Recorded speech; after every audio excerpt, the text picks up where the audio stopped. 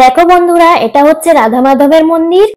ধৃতি, আমি আর ওর পাপা এসেছি এখানে রাসমেলা দেখতে। ধৃতি ওর পাপার হাত ধরে মন্দিরের ভেতরে যাচ্ছে। ঠাকুর ওপরে আছে, তাই ওরা সিঁড়ি বেয়ে ওপরে উঠছে। বাহ, মন্দিরটা তো খুবই সুন্দর। অনেকটাই ভেতরে ঠাকুর আছেন।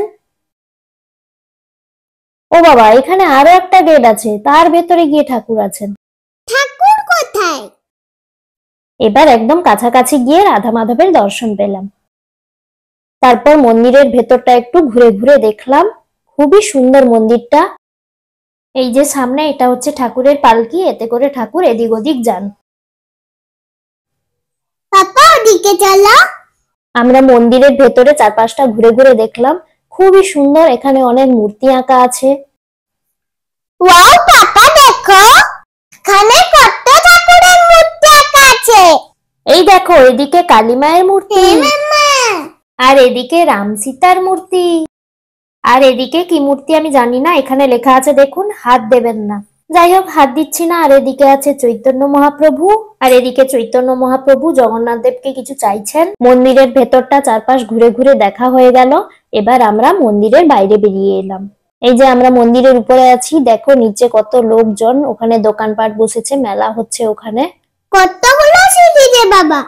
এই যে ধৃতি তার পাপার হাত ধরে একই ভাবে নিচে নেমে যাচ্ছে। তখন পাপার হাত ধরেই উঠেছিল, আবার পাপার হাত ধরেই নেমে যাচ্ছে। এই দেখো, এদিকে একটা ষাঁড়ের মূর্তি আছে, এখানে অনেক প্রদীপ বসেছে, অনেকে প্রদীপ জ্বালিয়েছেন এখানে। মামা এবার মন্দিরটা দেখো। বাইরের থেকে মন্দিরটা দেখো কত সুন্দর। এখানে কত লোক যাচ্ছে আসছে। মন্দির থেকে নেমে এসে ধৃতি একাই জুতো করে ফেলছে।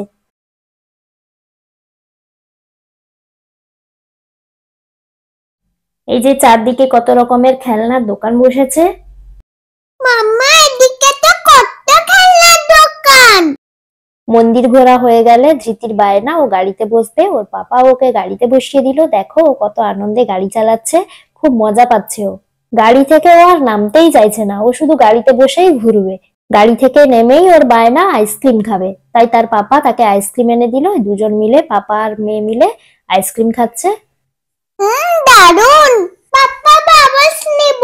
তারপর আবার বায়না, বাচ্চারা মেলা গেলে যা হয় আর কি।